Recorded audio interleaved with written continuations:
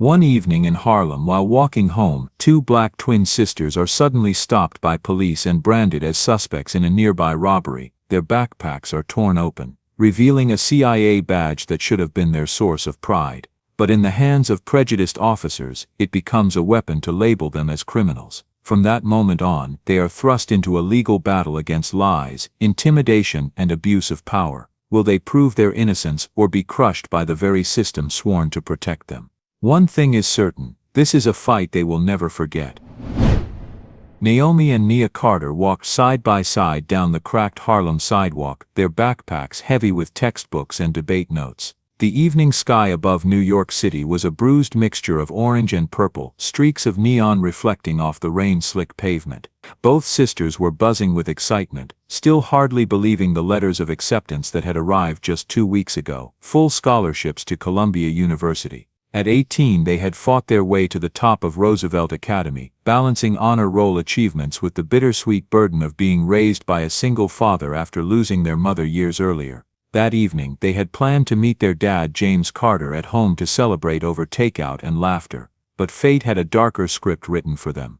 The number 12 bus had left them a few blocks from the family's apartment. They strolled together, trading dreams about dorm rooms, professors, and what the future might hold. Nia adjusted the strap of her hoodie while Naomi glanced at the convenience store ahead, its neon open sign flickering uncertainly. That was when the sound of tires screeched against asphalt, and the sudden glare of flashing red-blue lights painted their world in chaos. 3 police cruisers boxed in the street in front of the store. Officers spilled out with weapons drawn, shouting at unseen figures. Naomi instinctively grabbed her sister's arm. "Something's going down," she whispered, her chest tightening. They were only trying to pass by, invisible and harmless. Or so they thought. "Hands up, don't move." The command ripped through the air, slicing directly at them. Both sisters froze where they stood. Naomi's stomach flipped, her pulse racing in her ears. Nia lifted her hands slowly, her voice breaking. "Wait, we're just walking home." But the officers, led by Sergeant Doyle with his square jaw clenched and eyes narrowed, closed in. One glance was enough. They weren't looking for explanations. They were looking for suspects, and the Carter sisters, 2 black teenagers in hoodies, fit whatever shaky narrative was already forming in their heads. Fear wrapped around them like iron chains before the handcuffs even appeared. A man standing across the street, pale-skinned with graying hair under a baseball cap, suddenly stepped forward. His name was Mark Ellison, a mechanic from a nearby garage, and he had seen what really happened moments before. He raised his hands, voice trembling but determined. "Officers, wait. I saw the guy who ran from that store. He was taller, broader, nothing like these girls. You've got the wrong people." For one fragile second, Naomi felt a flicker of hope, but then Doyle turned his head, cold eyes locking on Ellison like crosshairs. He stepped closer, lowering his voice to a growl.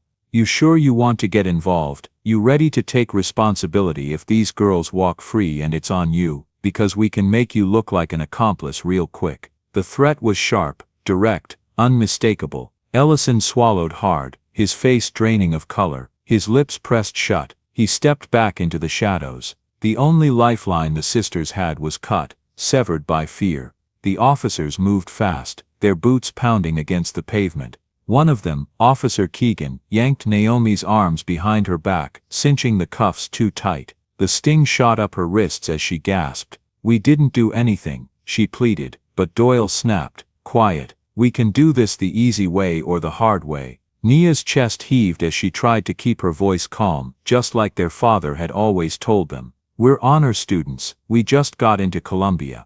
You can check." Her words died when Doyle shoved open Naomi's backpack. Out spilled calculus notes, a physics textbook, a half-eaten sandwich, then his hand froze on a hidden pouch. Slowly, deliberately, he pulled out a laminated badge with the emblem that glinted under the flashing lights. 3 letters, unmistakable, CIA. "What the hell is this?" Doyle demanded, holding it up like contraband. His voice dripped with suspicion and contempt. Naomi's throat closed, panic and secrecy colliding. The badge wasn't supposed to be public. She and her sister had been selected for a high-potential outreach program at the Central Intelligence Agency, an opportunity that was supposed to launch them into futures brighter than they had ever imagined. but under these lights, in these hands, it looked like a lie. "It's real," Naomi whispered, trembling. "It's an internship ID." Doyle barked a bitter laugh. "Don't insult me. 2 teenagers with a CIA badge. Nice try. This is a fake, and you're going to jail for more than robbery now." He stuffed the badge into his pocket as if it belonged to him.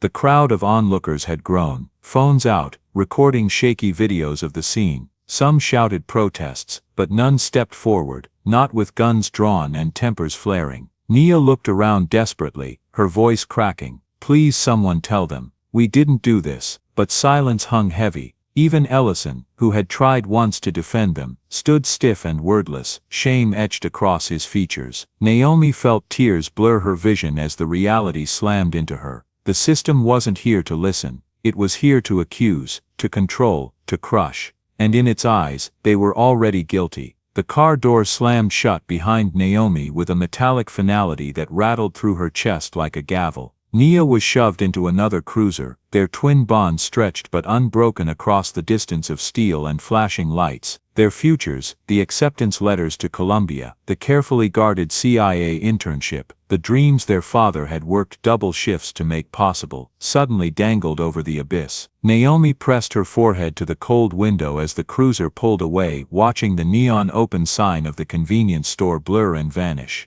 Every heartbeat felt like a countdown. Every second a step further from the life she thought she was about to begin. Somewhere across town, their father was waiting with dinner, expecting to see 2 daughters full of joy. Instead he would soon hear the words no parent should ever have to. "Your girls have been arrested." And as Harlem's streets swallowed the sound of sirens, Naomi and Nia Carter's nightmare had only just begun. The squad car jolted to a stop in front of a squat brick building that looked more like a fortress than a place of justice. Naomi's wrists burned from the cuffs digging into her skin. Beside her, Officer Keegan kept his hand on the butt of his gun as if she were seconds away from breaking free. Through the metal grate between them, she caught glimpses of Nia in the other cruiser, her twin's face pale and eyes wide, pressed against the glass. For the first time in their lives, Naomi felt distance between them. Distance enforced by steel, suspicion and authority that didn't care who they really were. "Move," Doyle barked as the door yanked open. Naomi stumbled forward, the cuffs biting deeper. Inside, fluorescent lights hummed coldly, painting every surface in sterile white. The precinct smelled of sweat, stale coffee, and something sharper, fear. Officers lingered at desks, some glancing up at the twins as though they were trophies brought in from a hunt.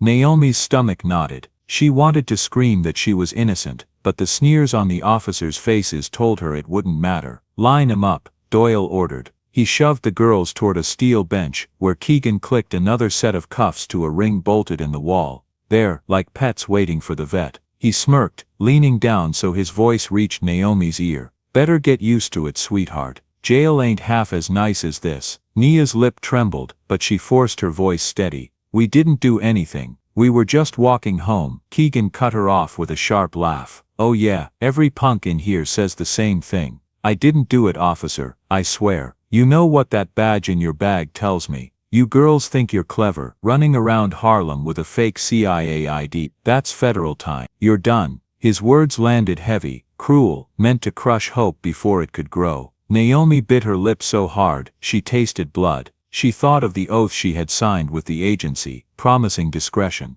No one was supposed to know she and Nia were part of the outreach program. Now, in these men's hands, the badge had become a weapon against them. She whispered, "It's real, please, you can call." Doyle slammed his fist on the desk beside her, making her jump. "You shut your mouth. Don't play games with me. You think some magic phone call's gonna save you? No, what's gonna happen is you're gonna sit here, and when the cameras roll tomorrow, you'll be the poster children for how tough we are on crime." A ripple of laughter spread from a couple of nearby officers. One of them muttered, "2 for 1 special." The words sank like poison. Nia clenched her fists, her twin's fear mirrored in her own, but she refused to cry where they could see. Her dad had always told them, they feed on weakness. Don't give it to them. Still her heart pounded so loud she wondered if the whole room could hear it. Hours dragged like days. The twins sat shackled to the bench, their arms aching, their throats dry. Every time the door swung open, Naomi's pulse jumped, half expecting to see her father storm in, demanding answers. But it was always Doyle or Keegan, strolling past with cruel grins, tossing scraps of conversation like knives.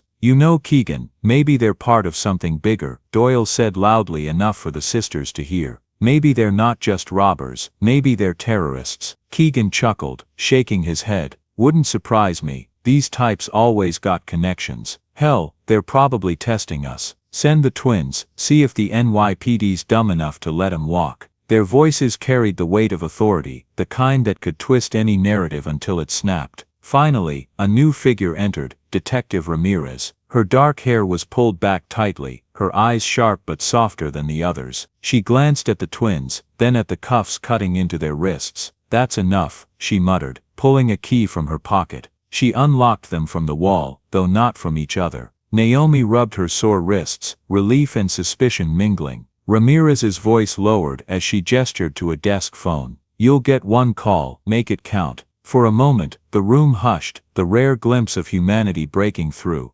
Doyle scowled but said nothing, his jaw flexing as if he wanted to argue but knew better. Naomi and Nia exchanged a look. Naomi picked up the receiver, her hands trembling, and dialed the number etched into her memory. On the fourth ring, a deep familiar voice answered. "Hello, Dad," Naomi gasped, tears finally spilling. They arrested us. We didn't do anything, I swear." Silence, then James Carter's voice, hard and urgent. "Where are you?" "The precinct on 125th. Please, Dad, they say we robbed a store, but we didn't, they won't believe us." James cut her off, not with anger but with iron resolve. "Hold on, I'm coming. Don't say another word to them, do you hear me? Not one word. I'll call Beckett. Sit tight." His certainty was a lifeline, strong enough to make both sisters breathe again. When Naomi hung up, Doyle leaned in close, his breath sour with coffee. "Daddy's coming, huh? Cute. Let me tell you something. Daddy's not walking through that door to save you from what's coming.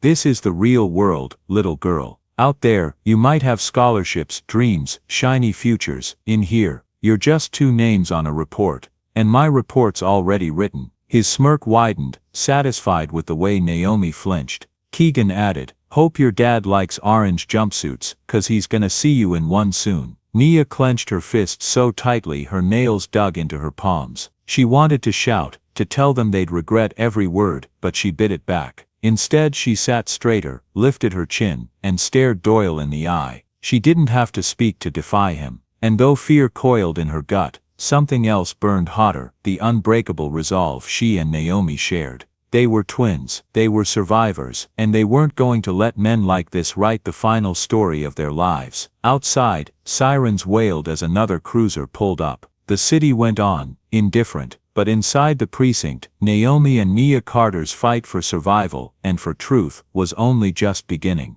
2 days later, Naomi and Nia were marched into the wrists bound in front of them, chains clinking with every step. The hallways smelled of old marble and disinfectant, the echo of their footsteps, swallowed by the sheer weight of the building. Naomi lifted her chin, but inside her chest, her heart rattled like a loose coin in a tin can. To her left, Nia mirrored her movements, shoulders squared, lips pressed tight, though Naomi could see her twins' knuckles whiten around the cuffs. They were trying to be strong for each other, but both knew what was at stake. At the end of the hallway, James Carter stood waiting, flanked by their lawyer, Harlan Beckett. Their father's eyes were bloodshot from sleepless nights, his face lined deeper than they had ever noticed before. But his presence was a lifeline. "I've got you," James said firmly, as the guards pulled the sisters to a stop. "They don't get the last word, not here." Naomi swallowed hard, blinking back tears, and Nia whispered, "We know, Dad." Inside the courtroom, the atmosphere was suffocating. The gallery buzzed with curious onlookers, a few reporters scribbling in notepads, and behind the defense table sat Doyle and Keegan, dressed in pressed uniforms, looking smug and unshaken. Doyle caught Naomi's eye, and smirked, mouthing the words, "Game over." Her stomach turned, fury and fear twisting together. "All rise," the bailiff called. The judge, stern and severe, took her seat. The assistant district attorney strode to the center with the confidence of someone who had crushed 100 defendants before breakfast. Her heels clicked sharply on the floor, each step a statement of power. She cast a glance at the sisters, then at the judge. Your Honor, she began, voice crisp, the state charges Naomi Carter and Nia Carter with armed robbery of the Jefferson Street Market, committed April 12, approximately 6:47 p.m. Gasps rippled in the gallery. James clenched his fists so tightly his knuckles cracked. Pierce continued, the defendants were found near the crime scene minutes after the robbery, behaving suspiciously. They were in possession of a fraudulent federal badge, an attempt, no doubt, to bolster a false identity. She paused for effect, holding up a photograph of the CIA ID, grainy from the police file. We also have an eyewitness prepared to testify that he saw the defendants fleeing the store at the very moment the alarm sounded. With these facts, we ask the court to deny bail. They are a danger to the community and a flight risk. Naomi's blood boiled, fraudulent. She wanted to scream that the badge was real, that Pierce had no idea what she was talking about. But Beckett gently touched her shoulder, urging patience. When his turn came, he rose calmly, his voice steady but carrying fire beneath the surface. Your Honor, this is a gross miscarriage of justice. My clients are honor students with spotless records. They had just left Roosevelt Academy after a debate club meeting. We have multiple teachers and classmates ready to confirm their presence throughout the afternoon. Their MetroCard data shows they boarded the number 12 bus home.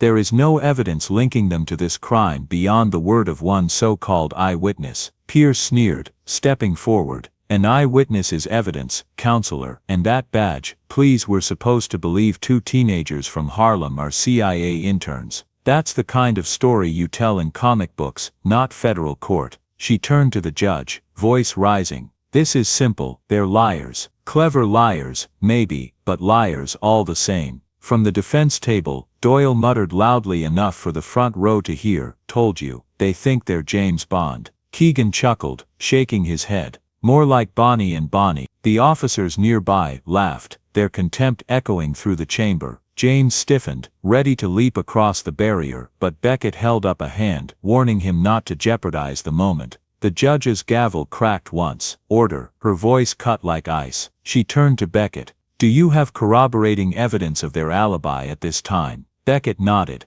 Yes, Your Honor. Statements have been collected from teachers and fellow students, along with time-stamped attendance logs. We request time to submit them formally. As the discussion swirled, Naomi noticed something in the gallery. Near the back, hunched low in his seat, sat Mark Ellison, the same man who had tried to defend them on the street. His cap was pulled low, his eyes darting nervously toward Doyle and Keegan. Naomi's breath caught. He's here. He could tell the truth, but the moment Doyle shifted his gaze, pinning Ellison with that same cold stare, the man looked down, silent. Fear wrapped him like a shroud. Naomi's chest ached with frustration. Pierce seized the pause like a predator. Meanwhile, Your Honor, the fact remains, they were caught blocks from the crime scene, in possession of a falsified CIA badge. Whether their alibi pans out or not, that badge alone is a federal offense. These girls aren't just suspects, they're manipulators. Give them bail, and you'll never see them again.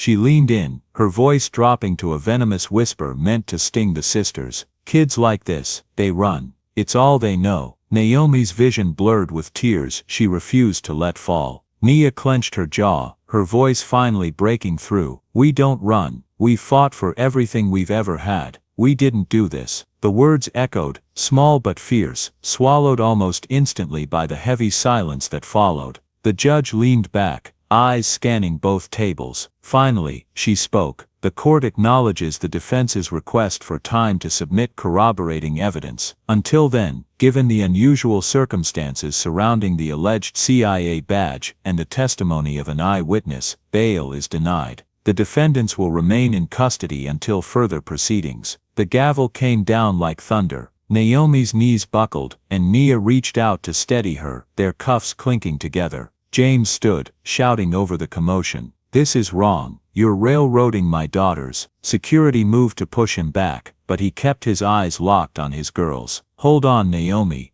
Hold on, Nia. I'm not letting them bury you. You hear me? I'll tear this system apart before I let that happen. As guards dragged the twins toward the holding cells once again, Naomi looked back over her shoulder. Ellison was still sitting there, head in his hands, crushed by the weight of silence. Doyle's smirk was carved like stone. and Pierce gathered her files with the satisfaction of someone who thought the fight was already won. But deep inside, Naomi and Nia felt a different fire. They were terrified, yes, but they weren't broken, not yet. And if the system thought two black girls from Harlem would fold quietly, it hadn't met the Carter twins. The courtroom was packed tighter than a subway car at rush hour. Reporters jostled for space in the gallery, cameras poised to snatch a headline. Twin sisters on trial for armed robbery. Naomi and Nia Carter sat shoulder to shoulder at the defense table, their father James behind them, arms crossed tight across his chest like he could shield them from the entire system.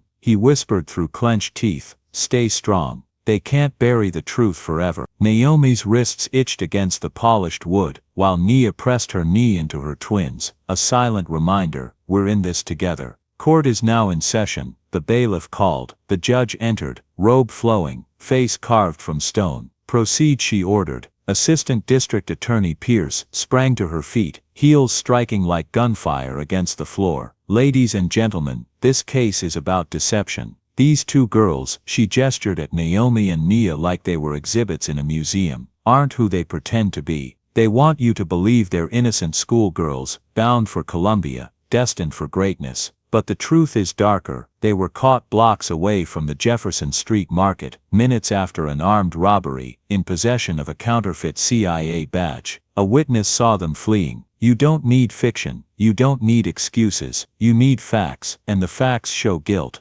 Murmurs rippled through the gallery. Doyle and Keegan, sitting proudly in their uniforms near the front, exchanged smug grins. Doyle muttered to Keegan, not bothering to hide his voice, "Watch this, they're about to dance." Keegan chuckled low, and fall flat on their faces. Pierce continued, her voice sharp, "We will show these girls concocted a lie, playing on youth and sympathy to escape accountability. But this courtroom is not a stage for fairy tales, it's where justice is served." When she sat down, Beckett rose slowly, deliberate, letting silence hang just long enough to shift the room's weight. "Your Honor, jury members, this case isn't about deception, it's about profiling. It's about two young black women, mistaken for criminals because they happened to be in the wrong place at the wrong time. The prosecution has one flimsy witness and a badge they refuse to verify. We have an alibi, evidence and the truth. And by the end of this trial, you'll see how hollow their accusations really are." He sat, calm but coiled like a spring.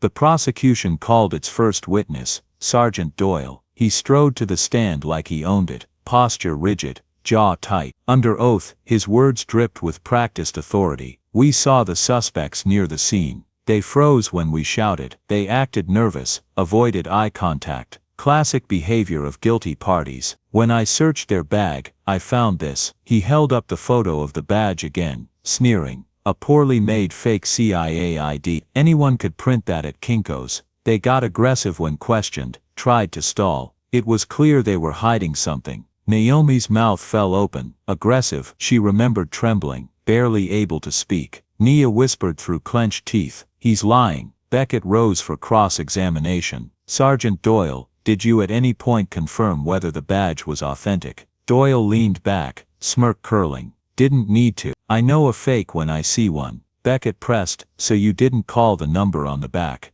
You didn't contact federal authorities?" "No," Doyle said flatly. "It was obvious. Kids like that don't work for the CIA." Gasps rippled again. James Carter's jaw flexed, his knuckles whitening on the bench. He wanted to leap to his feet, but he swallowed it down, eyes locked on the man smearing his daughters. Next came the state's star witness, Eddie Harkins. He shuffled nervously to the stand, tugging at his rumpled shirt. He avoided Naomi's eyes, his voice shaky. "Yeah, I saw them, running out of the store right after the alarm went off. I'm sure it was them." Pierce smiled, satisfied. "Let the record show the witness identified the defendants." Beckett stepped forward, papers in hand. "Mr. Harkins, where were you when you claim you saw this?" Harkins swallowed.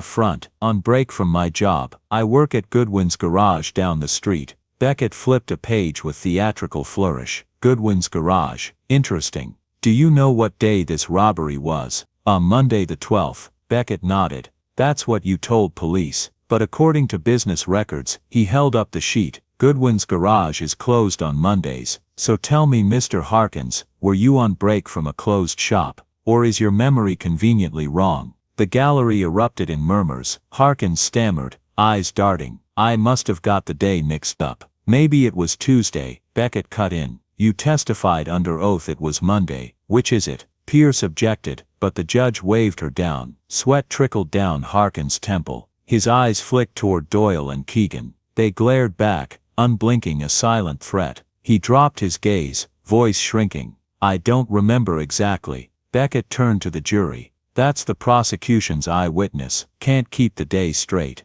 Can't explain how he was working at a closed garage. And yet we're supposed to trust his word over verifiable records. Whispers filled the courtroom. Naomi's chest swelled with a flicker of hope. The cracks were showing. Finally Beckett called his witnesses. Teachers who confirmed the girls were in school all day. Classmates who swore they saw them board the bus. Even the transit record showing Naomi and Nia's Metro card swiped minutes before the robbery. Piece by piece, the defense painted a picture the jury couldn't ignore. They weren't at the store. They couldn't have been. But the moment that shattered the prosecution came when Beckett called his final witness. A woman in a navy suit, hair in a tight bun, walked to the stand with quiet authority. Naomi's breath caught. Their CIA liaison. Pierce tried to object, but the judge raised a hand. Proceed. Donovan placed her hand on the Bible, swore in and faced the court. Her voice was steady, controlled. Naomi Carter and Nia Carter are part of a classified outreach program operated by the Central Intelligence Agency. Their identification badges are authentic. They were issued by my office. While I cannot disclose program specifics, I can confirm unequivocally, these badges are not counterfeit. The room froze. Reporters scribbled furiously. James Carter exhaled like he'd been holding his breath for weeks. Naomi's shoulders sagged with relief, tears pricking her eyes. Pierce lunged forward, desperate. Even if the badge is real, that doesn't clear them of robbery. They could still. The judge slammed the gavel. Enough. The prosecution's case rests on the testimony of a witness riddled with inconsistencies, circumstantial presence near the scene, and an ID the government has now confirmed as genuine. In contrast, the defense has presented a robust alibi corroborated by multiple sources. There is no credible evidence to move forward. She leaned forward, her voice carrying finality. Case dismissed. The gavel struck. The sound thundered through Naomi's bones, through Nia's clenched fists, through James Carter's pounding heart. For a moment, silence swallowed the room. Then gasps, shouts, flashes of cameras. Naomi covered her mouth with trembling hands, tears spilling freely now. Nia collapsed into her twin's shoulder, sobbing with relief. James stood, fist shaking, but this time with victory. He shouted above the chaos, "That's my girls, that's my daughters." Doyle muttered under his breath, rage leaking through his forced grin. "This isn't over. You think you've won. You haven't seen what losing really looks like." Keegan sneered beside him, his voice like gravel. "They'll slip up. And when they do, we'll be there to put 'em down for good." Naomi heard it, and so did Nia. Their relief mingled with fury. They knew this fight wasn't finished, but for now, for today, they were free. As they left the courtroom, flashes from cameras burned their eyes. Reporters shouted questions, microphones shoved forward. But Naomi held Nia's hand tight, head high. She whispered to her twin. Freedom tasted like ash. Naomi and Nia had walked out of the courthouse victorious, but the relief was fragile, paper thin. Every camera flash felt like a gunshot,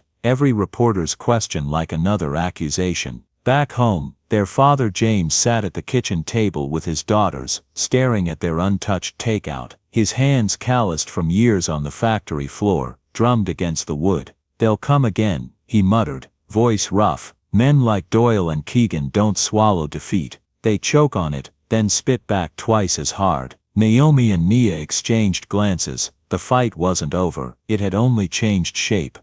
2 nights later a knock rattled their apartment door. James rose cautiously, muscles tensed, half expecting another uniform. Instead, Detective Ramirez stepped inside, plain clothes, hood pulled low. She closed the door quickly, scanning the room before speaking.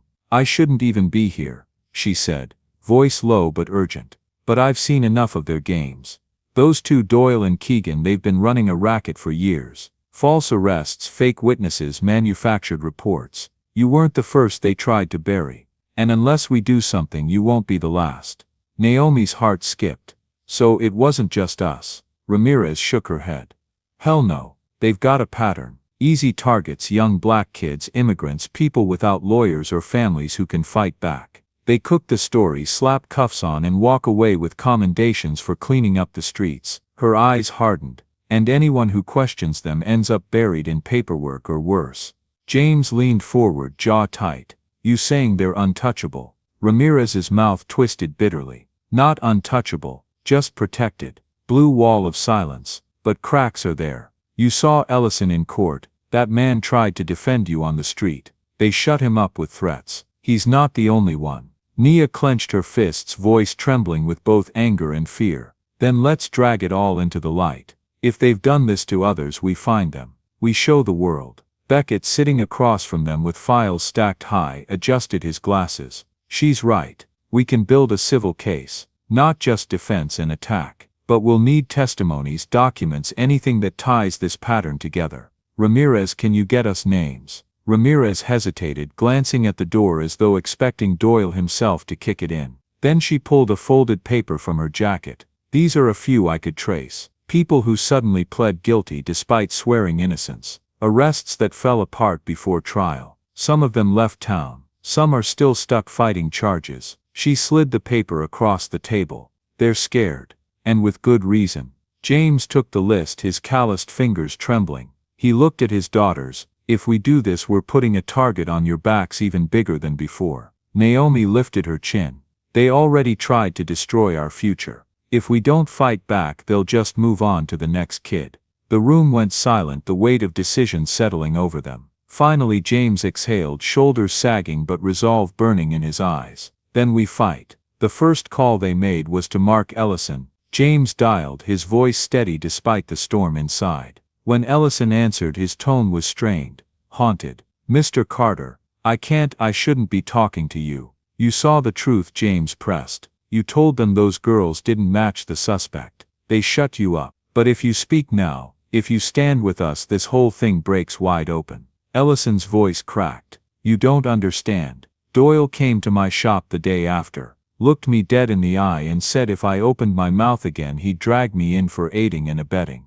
Said he'd find something in my shop, drugs, stolen parts, whatever it took to ruin me. You think I can fight that? James clenched the phone so tight his knuckles whitened. So you're just gonna let them keep doing this? Let them destroy kid after kid while you hide? There was silence on the line, then a whisper. I've got a wife, a little boy. I can't risk it. I'm sorry. The call clicked dead. Naomi slammed her palm on the table, tears stinging her eyes. Coward, she hissed. Nia grabbed her hand, holding tight. No, he's scared. Just like everyone else they've silenced. We'll find others. Over the next week the Carters and Beckett began digging.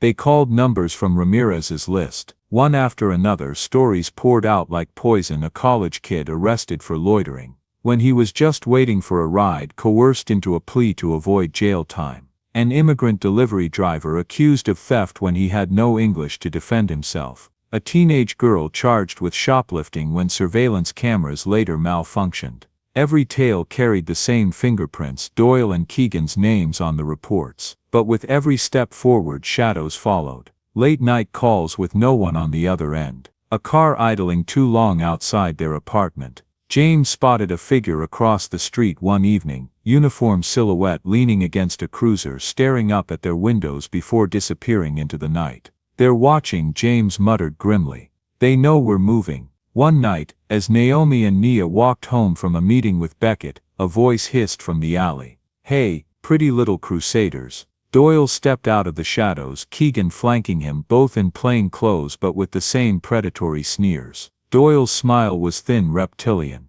You really think you're gonna take us down? Newsflash, nobody gives a damn. You're just noise. Background static. Nia's spine stiffened. You're scared, that's why you're here, trying to shut us up. Keegan laughed harshly. Scared? Nah, amused. Watching you girls flap your wings thinking you're eagles when you're just pigeons shitting on sidewalks. And pigeons, they get cleaned up. He leaned closer, voice low, breath sour. Accidents happen. Girls disappear. Dad has a heart attack. You want that on your conscience. James appeared at the alley's edge, fists clenched. Stay the hell away from my daughters. Doyle smirked, backing up slowly. Relax, old man, we're just talking.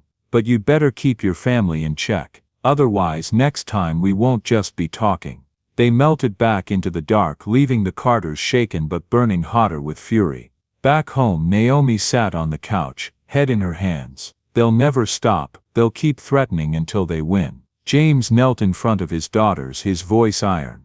Then we don't stop either. They want to scare us silent, but silence is how they've gotten away with this for years. We speak louder. We drag every lie into the light. Nia lifted her head, eyes blazing. Then let's burn their whole damn playbook. The twins exchanged a look, a bond forged in blood and fear, now tempered into fire. Naomi nodded. This time they picked the wrong girls. The civil complaint hit the clerk's desk like a thunderclap. Carter vs. Doyle, Keegan and the New York Police Department. Headlines splashed across local news within hours. Cameras swarmed the Carter apartment, chasing James and his daughters down the block. Overnight, Naomi and Nia went from victims to whistleblowers. Some hailed them as brave. Others whispered they were reckless kids poking a hornet's nest. At the kitchen table, James stared at the mountain of documents Beckett spread before them. His voice was low, steady. Once we step into that courtroom, there's no turning back. They'll fight dirtier than ever. Nia leaned forward, eyes burning. They already threatened to kill us, Dad. What's left for them to take? Naomi added, we can't back down now. This isn't just about us. It's about everyone they crushed. James studied their faces, so young yet hardened by weeks of fear and humiliation. He nodded. All right, we go all the way. The courtroom was a battleground from the moment they entered. On one side, Naomi, Nia, James and Beckett. On the other, Doyle and Keegan sitting with their defense attorney, a slick man in a tailored Navy suit known in the city as the cop's savior. Hale exuded arrogance, flashing a shark-like grin as if the outcome was already written. Pierce, the ADA from the robbery case, was in the gallery, arms folded, glaring daggers at the twins. Doyle leaned toward Keegan, muttering just loud enough for Naomi to hear. Let's see how long their daddy's money lasts before this circus folds. Keegan chuckled, his words dripping with scorn. Yeah, 2 kids and a broke factory rat. This is a free win. James clenched his jaw, but Beckett pressed a calming hand on his arm. Don't take the bait. The judge entered, commanding silence. Hale was the first to speak. Your Honor, this lawsuit is baseless, a stunt. 2 teenagers caught up in a robbery, now lashing out because they don't like authority. There is no evidence of misconduct, no credible witnesses, and no merit to their claims. We motion to dismiss immediately. Beckett stood, voice steady but fierce. Your Honor, the defense is terrified of what will come out in discovery. We have a growing list of victims with stories that mirror the Carters' false arrests, coerced pleas, fabricated evidence. We have Detective Ramirez, a member of NYPD, willing to testify to patterns of abuse. This case isn't baseless, it's a mirror held up to the rot within this department. Hale scoffed, leaning on the table. Testimonies from criminals and sob stories from scared kids. Please, the NYPD keeps this city from tearing itself apart. You want to crucify 2 decorated officers because a couple of girls cried on TV. Naomi shot up from her seat before Beckett could stop her. We cried because your cops threatened to ruin our lives. Because they held guns in our faces and laughed while they called us liars. We cried because we spent nights in a cell for something we didn't do. Her voice cracked but carried through the room. Don't you dare call that weakness. It's the truth. Gasps echoed in the gallery. James gripped her shoulder, pulling her gently back down, his eyes filled with pride and pain. The judge banged her gavel. Order, the defendant's motion to dismiss is denied. The evidence and testimony presented warrant further proceedings. This case will move forward. A murmur of shock spread across the courtroom. Doyle's smirk vanished, replaced by a clenched jaw. Keegan muttered under his breath, venom lacing his words. Bitches got lucky today. Naomi heard it. She turned, meeting his glare head on. For the first time she didn't look away. Outside, reporters swarmed the courthouse steps, microphones shoved into faces, questions firing like bullets. Naomi, Nia, How does it feel to take on the NYPD? James, are you worried about retaliation? Beckett, do you really think you can win this? James raised his hand, his voice steady but booming.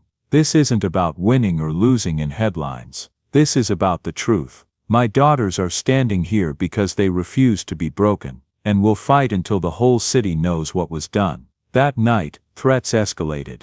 The phone rang at 2 a.m., heavy breathing, then a low voice: drop the case or your girls won't make it to trial. The line went dead. James sat in the living room, shotgun across his knees, waiting for dawn. Naomi emerged, wrapping a blanket around her shoulders. Dad, you can't stay up all night. Yes, I can, James said flatly. Because they're out there, and they don't scare me half as much as the thought of losing either of you. Nia joined them, sitting on the floor, voice trembling.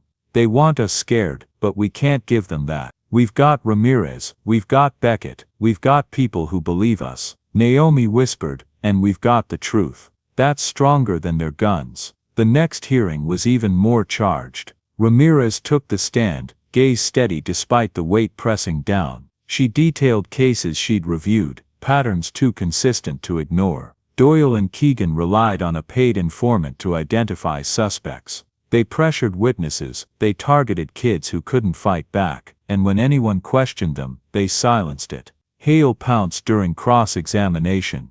Detective, are you aware that by testifying here, you're throwing your entire career away? Ramirez shot back, if keeping quiet means watching innocent kids rot in cells, then maybe my career's worth throwing away. The gallery erupted, half cheering, half stunned, but it was James's testimony that struck deepest. He spoke not as a lawyer or cop, but as a father. I worked 30 years on factory floors. My girls are my pride. The night I got that call, I thought my life was over, because I knew damn well what happens when cops decide a black kid is guilty. I was scared I'd never see them free again. That fear, no family should ever feel it. His voice broke, but he stood tall. And I'll stand here every damn day until the men who did this answer for it. When he stepped down, Naomi and Nia clutched his hands tight, their bond unshakable.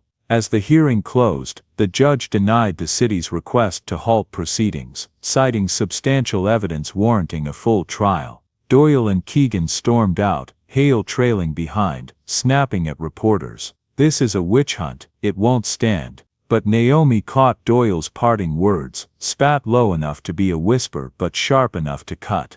You think you've started a war, you don't know war yet.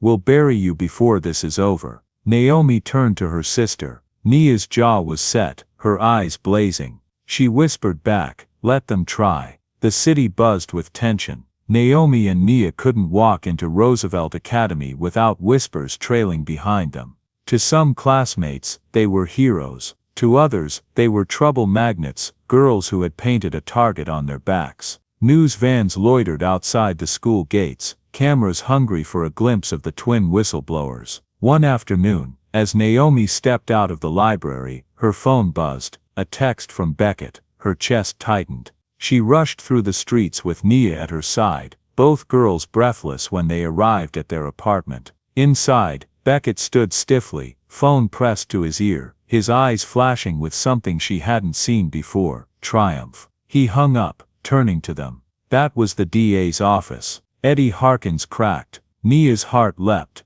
Cracked? What do you mean? Beckett leaned forward, voice low. He cut a deal. He admitted Doyle and Keegan paid him to lie, said they coached him on what to say, promised him cash and protection. Now he's willing to testify.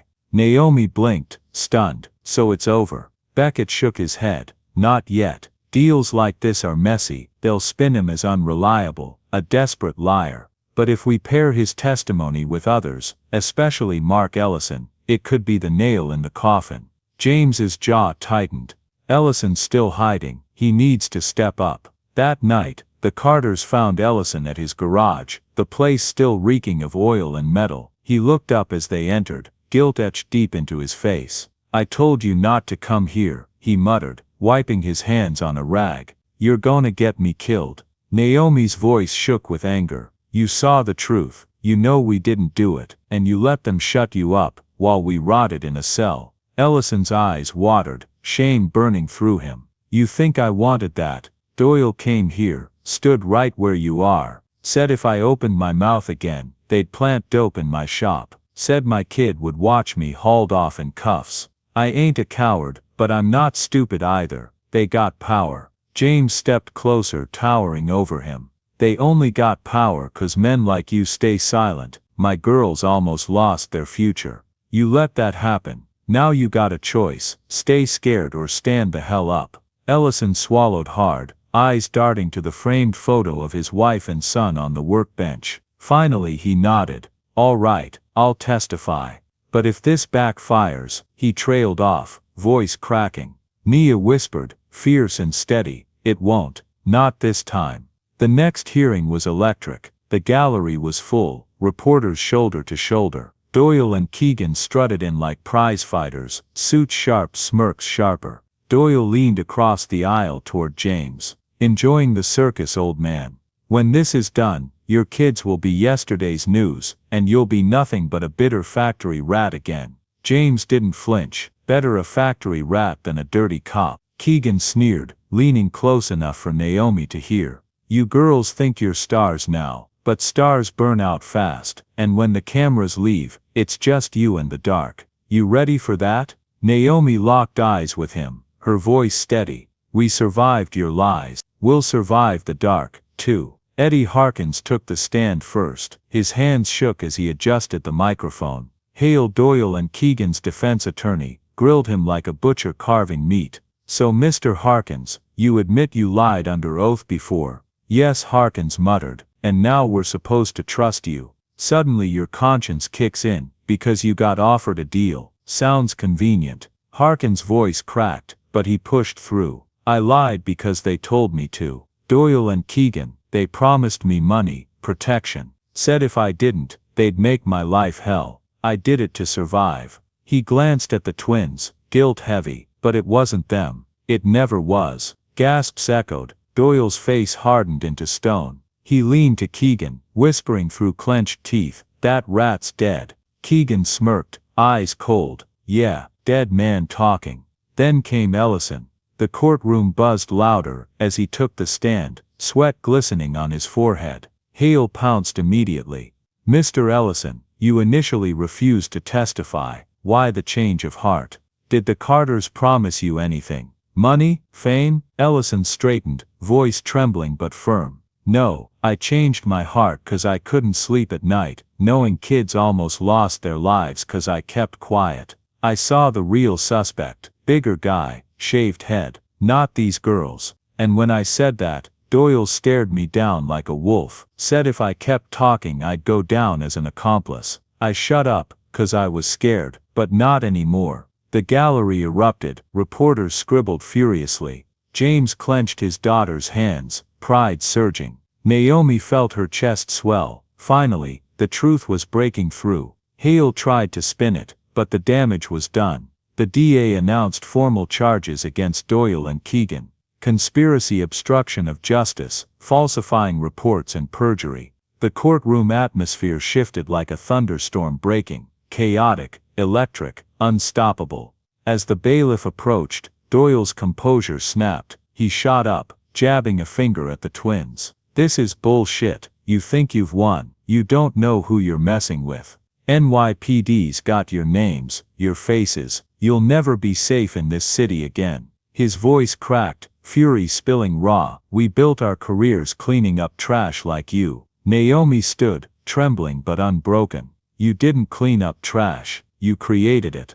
And now the world sees you for what you are. The judge's gavel slammed. Order, Keegan snarled as cuffs clicked around his wrists. You think this ends with us in a cell? We've got brothers on the force. Brothers who don't forget. This city eats kids like you alive. James rose, his voice booming across the courtroom. Then let the city choke on what it's done. My daughters aren't afraid anymore. The crowd roared, half in outrage, half in awe. Reporters shouted questions, cameras flashed, but for Naomi and Mia, everything blurred into a single truth. The men who tried to destroy them were finally being dragged down. That night back home, James sat with his daughters at the kitchen table, exhaustion etched deep but pride shining brighter. "We're not done," he said quietly. "They'll try to spin this, settle it, bury it again. But today we cracked their armor." Nia nodded, eyes fierce. "And tomorrow we tear it all the way open."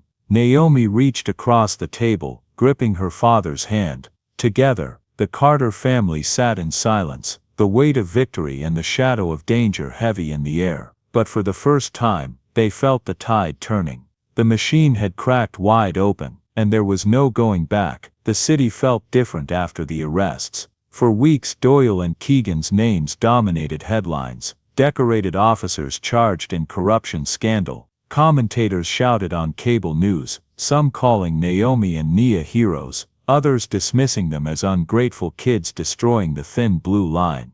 But beneath all the noise, a current of truth began to flow. People who had been silent for years started coming forward, their stories pouring into Beckett's office until his filing cabinets overflowed. The civil trial gained momentum. Courtrooms filled daily with spectators, activists, and journalists. On the defense side, Hale fought tooth and nail, spinning every witness as unreliable, every pattern as coincidence. But the tide was against him.